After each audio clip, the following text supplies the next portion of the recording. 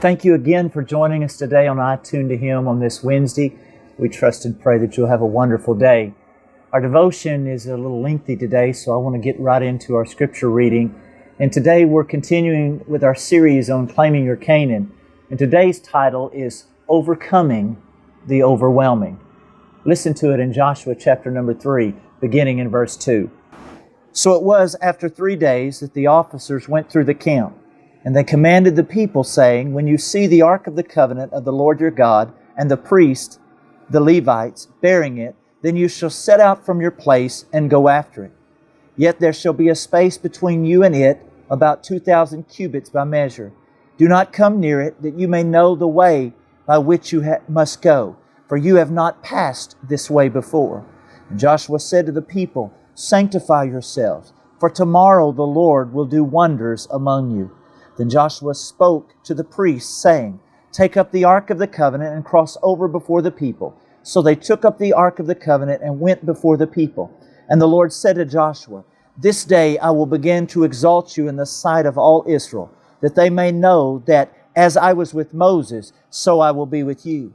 You shall command the priests who bear the ark of the covenant, saying, When you have come to the edge of the water of the Jordan, you shall stand in the Jordan. So Joshua said to the children of Israel, Come here and hear the words of the Lord your God. And Joshua said, By this you shall know that the living God is among you, and that He will without fail drive out from before you the Canaanites, and the Hittites, and the Hivites, and the Perizzites, and the Girgashites, and the Amorites, and the Jebusites. Behold, the ark of the covenant of the Lord of all the earth is crossing over before you into the Jordan. Now therefore, take for yourselves 12 men from the tribes of Israel, 1 man from every tribe. And it shall come to pass, as soon as the soles of the feet of the priests who bear the ark of the Lord of all the earth, shall rest in the waters of the Jordan, that the waters of the Jordan shall be cut off, the waters that come down from upstream, and they shall stand as a heap. Israel is ready to claim their inheritance, but before they could enter, they must first get past one final major obstacle, the Jordan River. You know, normally this would not have been a problem for them, but they've come at the time of the harvest when the river would swell to an impassable width of over a mile. There was no way they could cross on their own. You know, God has a way of doing things where no man can take the credit, and they needed supernatural help. I'm glad for a God who still specializes in overcoming the overwhelming and leading His people to victory. The key for Israel was the Ark of the Covenant. And we know the Ark of the Covenant represented God's presence. I begin to think, if there was ever a day when we needed the divine presence of God to go before us, it's certainly the day in which we live. God's instructions were clear. When you see the Ark, go after it, follow it. They learned that when God moved, they were to move.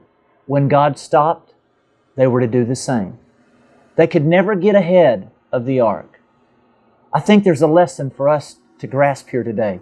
We must be careful to never get ahead of God and try to do things our own way. Sometimes the hardest thing for us to do is wait on God's timing. I'm sure you're not like me, but I struggle with patience.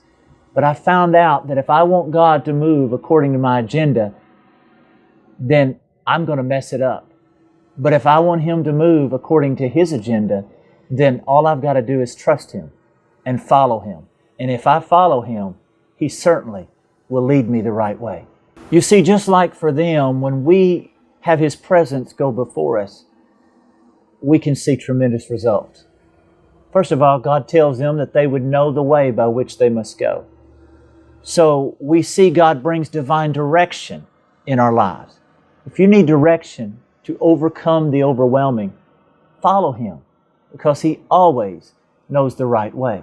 Secondly, God says to them, you've not passed this way before. So there was not only divine direction, there was a divine difference. He wants to take you to new places. He wants to take us to new territory in our spiritual walk, places we've never been before. And then finally, He tells them that tomorrow He would do wonders among them. You can always count on God for His divine display. He always brings the miraculous and the supernatural through His power. God will never bring us to a place that He will not sustain us. Miracles always come when God goes before us. Can I tell you today, the God we serve is going before you, and He will give you the direction you need today. I promise you that He will bring you to a place of divine difference that you've never been in your walk before, and you will see the divine display of His power. That's what He did for them when they crossed the River Jordan, and that's what He wants to do for us today. Look forward to being with you again tomorrow. God bless each and every one of you. We hope you have a blessed and favored day from the Lord.